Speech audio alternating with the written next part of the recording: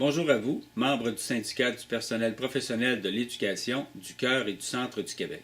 Mon nom est Denis Bastarache et je suis le président de votre syndicat. Dans le cadre de Négo national, et pour répondre à la demande de plusieurs d'entre vous, nous avons pensé produire quelques capsules vidéo pour vous informer sur les enjeux de notre Négo national. Cette première capsule portera sur la demande salariale. Nous, les artisans des services publics, demandons un ajustement salarial de 4,5 % par année pendant 3 ans.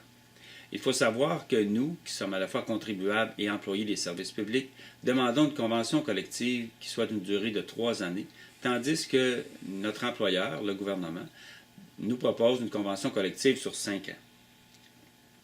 Pourquoi 4,5 %? D'où vient ce chiffre? Un premier 2 % vise à combler le retard salarial que nous avons par rapport aux autres salariés québécois. D'après l'Institut de la statistique du Québec, qui n'est pas un organisme syndical en passant, nous, les artisans des services publics, subissons un retard salarial de 7,6 % par rapport aux autres salariés québécois pour un emploi comparable. Et là, il s'agit bien d'un retard de 7,6 % sur la rémunération globale. Ça veut dire que ce retard comprend également les avantages que nous nous sommes négociés au fil des ans. Par exemple, la contribution de l'employeur à un fonds de pension et la sécurité d'emploi.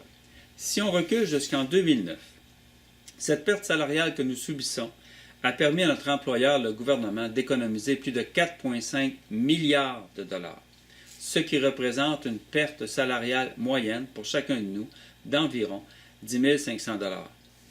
Dit autrement, en plus de payer nos impôts comme tout contribuable québécois, c'est comme si nous, parce que nous sommes des employés des services publics, nous devons payer un impôt supplémentaire de 10 500 dollars pour équilibrer les finances de l'État. Eh bien là, il me semble qu'on a fait notre part. Il est temps de réajuster les choses, d'où un premier 2 % qui fait partie de notre demande d'augmentation salariale de 4,5 % par année. Dans ce 4,5 %, un deuxième 2 % pour deux raisons. 2 %, c'est l'augmentation qui est prévue du coût de la vie pour les 3 prochaines années. Également, 2 %, c'est l'augmentation salariale qui est prévue pour les autres salariés du Québec, pour les 3 prochaines années également.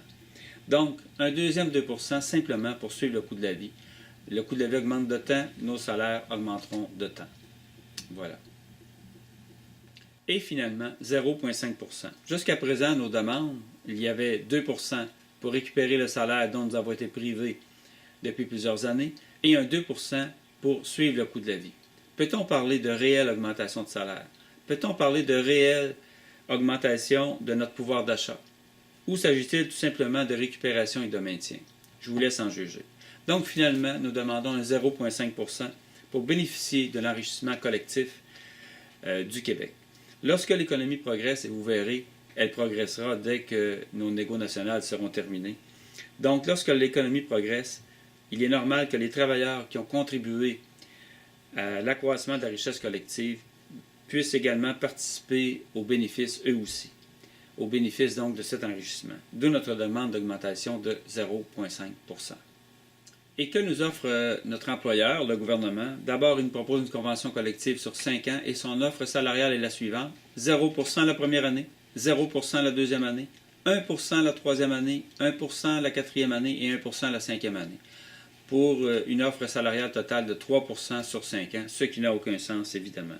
Mais nous sommes en période d'austérité, me direz-vous. Chacun doit faire sa part. Rappelons-nous que collectivement, les employés du secteur public, nous avons permis au gouvernement d'économiser 4,5 milliards depuis 2009. Il est temps maintenant de reconnaître la valeur du travail des employés des services publics. Il faut savoir également que plus de la moitié des employés des services publics, plus de la moitié sont à temps partiel ou à statut précaire.